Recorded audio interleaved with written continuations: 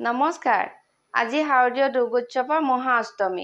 দুৰ্গোৎসৱৰ এই পবিত্ৰ দিনটোত মা দুৰ্গাৰ চৰণত আশীষ লৈ ভিডিঅ'টো আৰম্ভ কৰিছোঁ আৰু আপোনালোক সকলোকে মহাষ্টমী পূজাৰ আন্তৰিক শুভেচ্ছা জ্ঞাপন কৰিছোঁ।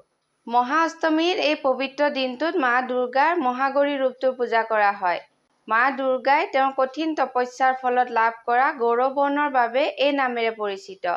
তেওঁক পূজা কৰাৰ ফলত ভক্তই ধন, সুখ, ঐশ্বৰ্য আদি লাভ কৰে বুলি কোৱা হয়। মহিষাসুৰৰ লগত হোৱা যুদ্ধত মহাগৌৰী বিজয়ৰ চিনস্বৰূপে মহাষ্টমী পালন কৰা হয়। মহাষ্টমীৰ এই পবিত্ৰ দিনটোত ভক্তসকলে উপবাস পালন কৰে আৰু দেৱীক পূজা অৰ্চনা কৰে। আজিৰ দিনটোতে বহুতো ভক্তই কুমাৰী কন্যাসকলক পূজা কৰে আৰু তেওঁলোকক ভোজন কৰায়, লগতে দান দক্ষিণাও প্ৰদান কৰে। ইয়াৰ লগতে এই মহাষ্টমীৰ দিনটোতে মা দুৰ্গাৰ অস্ত্ৰশস্ত্ৰসমূহৰো পূজা কৰা হয়। সেইবাবে ইয়াক অস্ত্ৰ পূজা বুলিও কোৱা হয়। মহাষ্টমী আৰু মহানৱমীৰ এই সংযোগখনত সন্ধি পূজা কৰা হয়। এই সময়ত দেৱীক চামুণ্ডাৰ ৰূপত পূজা কৰা হয়। এয়াই আছিল মহাষ্টমী পূজাৰ বিষয়ে কিছু আভাস।